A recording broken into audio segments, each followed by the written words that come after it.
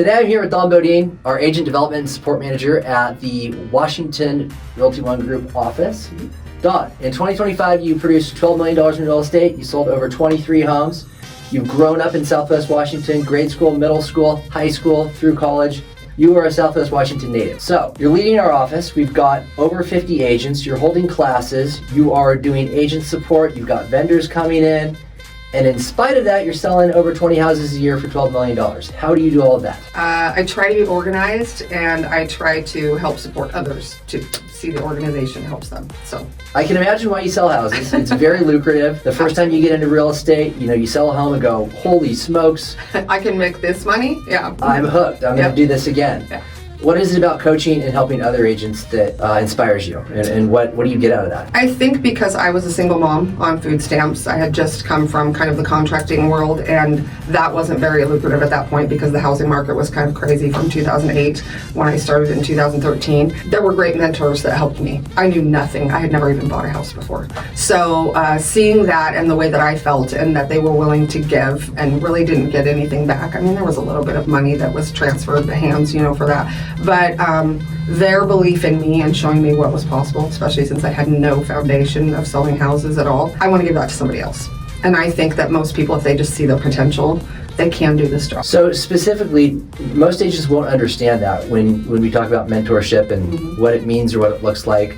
Some agents are in a mentor program, or they're with a group, or they're on a team. What does mentorship look like with you and our agents, and is it different? I think everybody is different. I had a couple of different mentors. I tried to surround myself with people that kept me humble, that also taught me negotiating skills, how to close a deal, different things like that. But I think some of the components are just, how do you generate business?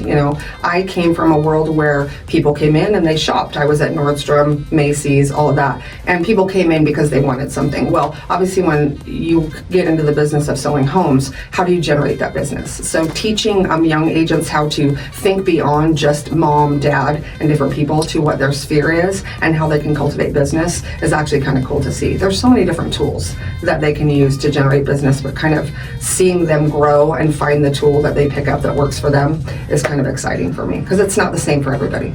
And what does coaching and mentorship look like on a day-to-day basis? Is it a daily thing with people? At times. I mean, I think when I'm busier, having them come on appointments and see kind of the lay of the land, because when I got into the business, I didn't have any understanding of how it worked. So I had a great mentor that let me go on every appointment, let me see what was happening, and then eventually let me kind of run an appointment so that I could kind of get my feet underneath me. And that's kind of what I give to baby agents. I also help many agents, as I was given the help to learn how to negotiate, what's the process, beyond cultivating a business, what happens next. So let's talk a little about your success specifically, because there's a lot of agents that feel like they're running around 50 hours a week, working really hard, they sell 2 homes a year, they don't really know how the next person is selling 25, right. And in your case, leading classes and things like that as well. Is there a secret sauce? What is missing? How do you produce so much?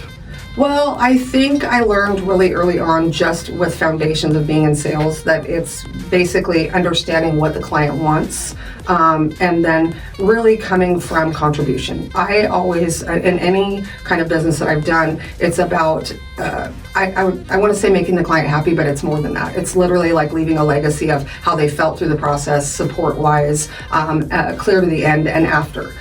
So I think for me, that whole process basically is what made me be successful, because every time I came to somebody, I wasn't asking for business, I was asking how I could help them. So in turn, when they needed help with something, I would hope that they would remember that I was also in real estate and beyond. I don't think I stop with, okay, we closed on a house. I check in with them as often as possible to see, do you need a vendor? Do you need, hence our vendor fair, do you need a contractor? Is it the best idea to convert or do something to your home? Call me first, because how does that help affect your future value? Gotcha. So I think all of it boils down to being a resource for them constantly, not just before, during, it's after.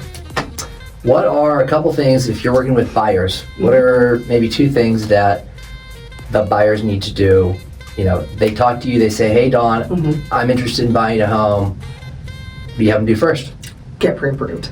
Okay. They absolutely need to figure out the financial piece. I never want to put somebody in my car before we have that piece in place. And I know sometimes it's hard because they're just beginning the process and they don't know what it looks like. But I think until they understand what they can afford and that monthly payment, we really have to get that piece in place. Then we sit down basically and talk about what are the wants, what are the needs, what are the I absolutely can't live without, to if I can have it included in that price, this is what it looks like. So, and I think some of that is a come to Jesus, because houses have gotten very expensive, and helping them understand that the first house isn't going to be their forever house. Even though a lot of us start there, I want to do this and I have all these dreams. This isn't going to be your last home. So let's get you in an equity position so that we can move to that next home. And what about sellers? Working with sellers, you meet them. Hey, I've seen your stuff. You do great marketing. You do great listing videos. What are a couple of the things that you tell them right off the bat when they tell you, hey, I've got to sell my house, I want top dollar?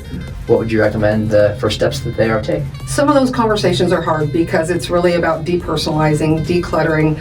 You get one chance out of the gate, and especially the market changes. So, we were in markets, I've been in the business, like you said, for 13 years. We were in markets where literally you could just put it on the market, it was selling, right? And it was selling for more than you were asking. We're not in that market right now. Sellers have to do more. They have to be willing to negotiate more. They have to be willing to incentivize the buyers to want to buy their house. So having some of those conversations early and often and reminding them, hey, we talked about this, and pricing is important right now. You cannot shoot for the moon at this point. You have to actually price a little bit more aggressively. There's a lot more inventory right now. So educating sellers before they even go to market, even if it takes a little bit longer, and not rushing that process is super important. So speaking of listings, you've got a lot right now. It's more than 10. I don't know if we want to say it on camera. It's a lot of listings. It's a lot of listings, but you know what? I want to get buyers. I love working with buyers. Yeah. I'd love to show my own listings to buyers. I don't dual agent, but I have great colleagues that I refer those buyers to.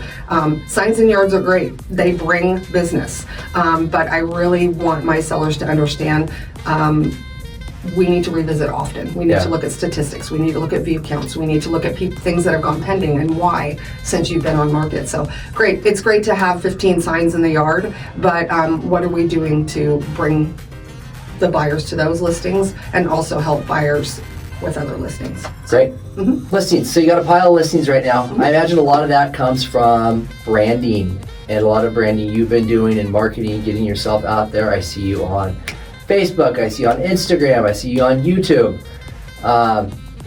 Realty ONE Group Prestige is a brand, but people are going to you. Talk to me about the difference in the brokerage brand and your brand, and how you're using that, and I guess how the business allows you to brand as yourself. Well, I love that about Realty ONE Group. It's the first place that I've come where, and I think other people are following and other agencies, but you guys allowed me right away to brand myself. You support me, which was very, it was one of the reasons why I came here, because I felt like when I left other brokerages, it wasn't necessarily because they were bad. It was because I felt like I was cultivating the business and I was going to be the longevity of the business. So I wanted people asked for me. So I wanted to recognize who I was with, but I wanted to be able to brand myself.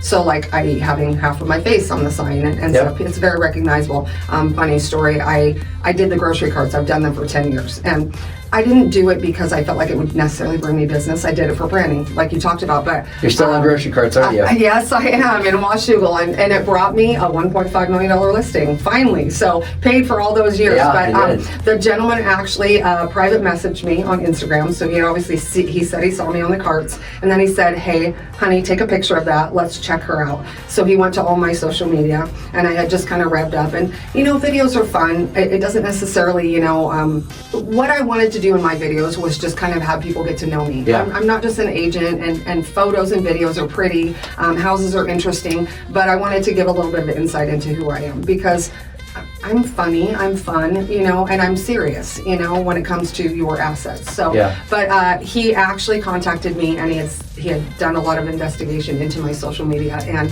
it was the weirdest thing because he said, hey, I saw you at the grocery cart, on the grocery carts, and I thought, oh, that's cool. Had my wife take a picture. We didn't have a great experience with our last agent. She had some life things come up, so we were ready to do it again. And then I saw your singing in the shower video, and I thought, I have the best shower. You should come do a video in my shower. Would you be interested in interviewing? And I thought, that's weird. Wait a second. So I lightly went in there and went, oh, okay. Kind of looked him up, saw that he was, he's not a weirdo. And I reached out to him, and sure enough, here we are 3 weeks later. Did you sing in a shower during that one? You know what, I promised him I would do a video in his shower. And it is a huge shower. It's probably as big as this whole room, right? And I was like, I will do a video for you. And he's the funniest character guy. He's a retired doctor. He's delivered 30,000 babies. 30,000 babies, and he's now retired, and him and his wife are a hoot. He's funny to the end. I left the listing appointment literally, and the last thing he said to me was, hey, we probably should let you go. You've been here about 2.5 hours, and which I was having a great time. And he goes, and besides, we have other agents to interview. And I went, oh, okay, can I follow up with you later and see how that goes? And he goes, I'm just kidding. So I was like, yeah, it was great. So yeah, it's going to be fun. We do a video shoot on Wednesday, and it'll be a fun one to shoot. But the branding is something that I think I learned very quickly was beyond showing the pretty houses and the things, people can quickly get insight into who you are if you're just real on it, and I don't invent it all. Does it help me sell houses? Maybe. But I just want to be informative. I want people to have insight into who I am. And great, if they want to hire me after that, then they're People don't there for me.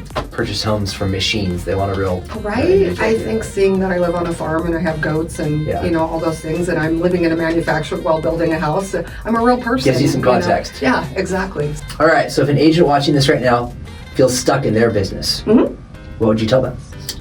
I would tell them, come see me. Because even if they didn't want to come join Realty One, I love to talk to agents. I love to share things that are working in my business. I'm not a gatekeeper. I'm not going to give you all my secrets, but there's things that I've shared with young agents that I think they go, oh, and they might not think about it that way. So I think it never hurts to get out and talk to your colleagues.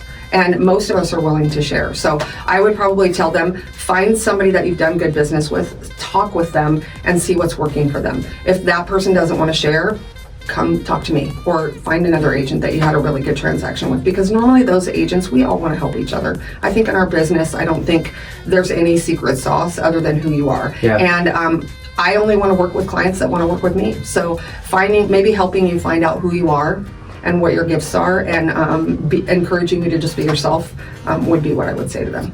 So you lead classes here off Mill Plain, Vancouver, on Mondays. Yes. We've got one on AI today. Yes. We've got a listing class coming up. What does it take for an agent who's not with Realty ONE Group to come to that class?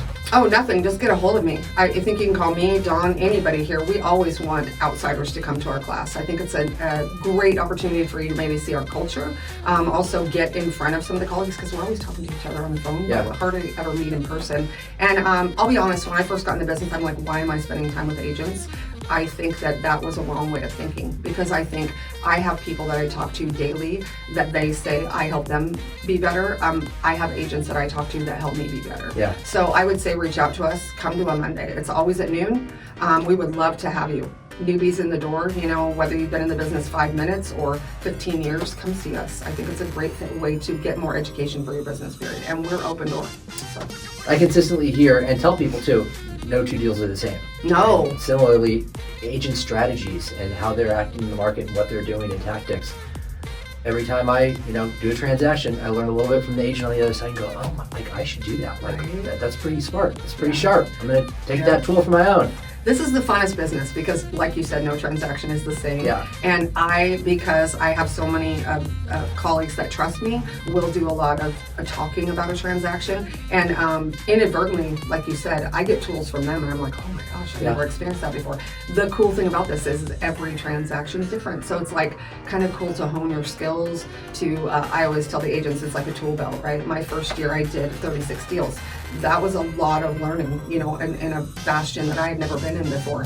And there were days where I would cry. There were days where like, why me? Why is this so hard? I had divorces, you know, all this stuff. So, but I remember Shelly Smits told me, she's like, you have the fullest tool belt literally in your first year of anybody I've ever met, because, you know, you have had to handle so many things. But she goes, if you change your way of thinking and just go, wow, this is going to help me in the future. She goes, you have experience that people don't get in 15 years, which I was super grateful for, and look back on now and just go, wow, that was really like a trial by fire. Let's do it again. Learn a lot. Yep, exactly.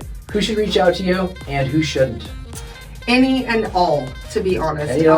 I love to mentor. I would say if you're doing 5 to 10 transactions and you want to grow beyond that, I think we're a great group to support that type of business. Okay. I think there are great places for newbies. We are, but I think that we want to keep that small because I love to cultivate the newbies, right? And I don't think we have necessarily everything in place, like maybe a Keller Williams or something, to bring you what you need. We have teams, we have individual agents, and the cool thing that you're going to learn here is everybody is willing to talk with you. If you can't get me on the phone, you can't get Don on the phone, there's Amberly, there's Marcus, there's Greg. We are both sides of the bridge, and to be honest with you, you could literally walk in this office and anybody will help you. Does the cap go both ways across the bridge? That does. I love that. It's literally $10,000. Doesn't matter where you sell, guys. It's amazing. So you guys should definitely call us because we're going to save you a ton of money. And it's I love that per transaction.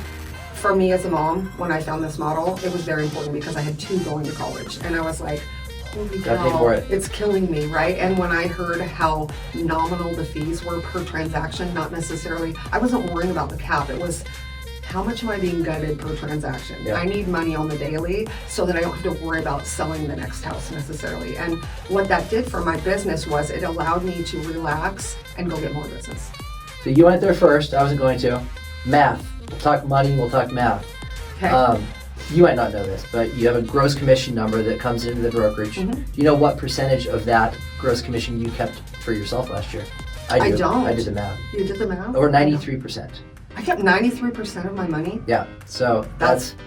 And guys, that is the first time I'm hearing that. So that's, wow. To be able to show agents that, I just simply literally pull out what I used to pay on a sheet, and then I pull out what we pay here, and it was a no-brainer for me. I mean, I feel like when you get to that level where you're handling 5 to 20 transactions a year, you know how to get the business, and we can help you be better. But to see in your bank account what you're working hard for, and we're already putting money out. You know, we talked about those listings earlier. You're already putting money out on the come for those, right? Then at the end, to not be like, oh, it's so stressful, now I gave you 25, 30, 50%. Yeah, I think you should come talk to us. All right, what happens when someone takes that step and actually connects with you and they reach out and say, hey Don, I've seen some advertising, or I've seen some online marketing. What happens when they reach out to you back? Oh, we absolutely make a meeting right away. As soon as possible, I want you to be at my desk. I try to get you in on Mondays if at all possible, because I love for you to see our culture, and that's when the most people are in the office, because we're offering that continuing education. I think it's important to have a feel for the brokerage, show you the office, and then we just get down to the nitty gritty. How can we support your business? What are you lacking? Where can we fill in, the gray areas basically? But contact me right away, and we'll get you in this office. What does it take for an agent to go from that, frustrating 3 to 6 deals a year to kind of take them to the next level? And not specifically in terms of like a strategy that they're doing or a marketing thing. But I guess what I'm getting at is it something within them, or can you tell when agents are going to be successful right off the bat? I can, I'll be honest, and I can tell I can actually tell more when agents are going to struggle, because their mindset is either misaligned or they're used to an 8 to 5 job, and if they can't transition into the fact that they're going to have to drive their business, and being an entrepreneur is a different thing than an 8 to 5 and being told what to do. But I never discourage anybody. I just say, if you want it, we can teach you how, but it's going to take work. We had an agent here that had come from a couple different brokerages, and he was really struggling, and he felt like the leadership wasn't being helpful to him. And I think he just needed somebody to cheer for him. Right. And be willing to talk to him often and say, you're doing the right things. No, don't do this. Maybe you're thinking skewed on that thing. And he literally opened house to death during the hardest part of the year. And he went all through winter and just, I'm not kidding you, every weekend was doing open houses. And he got through his 6, like within 6 months, he had done 6 deals because he was just at it and driving. And I saw him get really tired, really like, I want to give up. And I was like, don't give up. You're doing all the work. He was in on Monday meetings, and those agents were encouraging him, as well as other newbies he had come on board with. And it was cool to see him fly. So what changes for an agent like that in either their life or just, what changes once they click and hit that and see, okay, there is something here? I'll be honest, that first deal and seeing it come to fruition, and then beyond that, just seeing them stack up, because I think we can all go to training and all do all the things, but until we get that first client in hand and kind of navigate that process, I'll be honest, it's kind of an addiction after that. It's kind of like, okay, that was cool. It's kind of a rush. It is a struggle, but you got through it. How cool was it to give keys, whatever you want to give as a closing gift, seeing those clients be happy, maybe changing generations that have never owned a house, all of those feelings. How can you not go, I want to do it again? Yeah, I'm into this. Right? I'm into this. When's the next one? So, but I think getting to that first deal, you kind of see, okay, I get it, right? So if clients are interested in working with you, but they're a little hesitant, they don't know where to start, they don't know what to do, what would you tell them? Call me for a meeting. Let's sit down. Let's get all the puzzle pieces in place so you can decide if this is something you should do, whether it be buy or sell, or maybe you should wait. I have sellers right now literally that are feeling like this is not the market for them. And when you take the air out of that and just go, it's okay if you need to rent, if you need to stay here a little longer, we tested, maybe it's time to take it off. You're supposed to be the great neutralizer. The more you get, feelings involved of your own, it can muddy the waters. So we have a lot of support in the background where you can go have all your feelings, and then we say, okay, now you need to go in and be the neutral party and just say, hey, here's your options, and it's okay if you do any of them. I had that happen recently, basically, where I had taken a 1031 exchange, and they wanted to now sell the property. The market's tough right now, and they know a dollar that they need to get. And when I took myself and my feelings out of it and just said, hey, you might need to rent it again. It'll be okay. And maybe we test it again this time next year. I think that was the best thing I could have said to them, because number one, then they went, okay, give us more. Should we price reduce? And they were very resistant to some of my suggestions, but the minute I kind of went, they kind of just said, well, what do you think? Even though I had been saying what I thought. You got to have different ways of thinking during the whole process that just sets clients at ease. And I would love to be a part of that. I think education is key right out of the gate. So I think the first thing that needs to happen, whether you're a buyer or seller or thinking about any of this process, investing, I think we need to sit down and have a strategy meeting and get you as much information as possible. Great. Anything else you want to say? I love this job. I love this job. I don't know. I love mentoring babies. I love seeing people soar. I'll just say it. Cheney Comfer was somebody that I did. One of her very first deals was with me, and then we met a few years later, actually in a chair. We were both getting pedicures, and she's like, "You must be an agent." And I was like, because I had been on the phone, and she's like, she told me her name, and I was like, oh, right, and we both did. I know you, right? And she's like, you were so kind to me. Well, of course I was kind to you. Be kind, right? We were newbies too once, and it's funny because to see her soar here 9 years later. Now she's in her 10th year. Phenomenal, right? I said, I think about 3 years ago, you could probably ask her this. I said to her, I remember this. You know what? You're going to pass all of us next year. And she's like, no, I'm so stressed about business, blah, blah, blah. It's never. And now, bye-bye. Yeah. And she's just still so grateful. And, when I see that happen, I'm excited. It's the Cheneys, it's the Dianas, it's the Maxes, all of those people. I don't need to be there. My business is what I want it to be. And I get a lot more. I'm at a time in my life where I get a lot more from mentoring and seeing that happen with agents. And hopefully that's the way that's what I leave with people, is that if I could give them a little bit, it's like my husband said, it's kind of like we got together and you were this missing puzzle piece, and you never want to take credit for it. You just kind of push it over there and you just walk away, and it just fits, and that's what I want for them. And if I I think I said, and now I'm gonna get choked up. I think I said to my husband the other day, it's good. If I had to leave the world tomorrow, what I left here is what God wanted for me. Yeah. And that was to just help people be better and help them realize they can be better. Done it.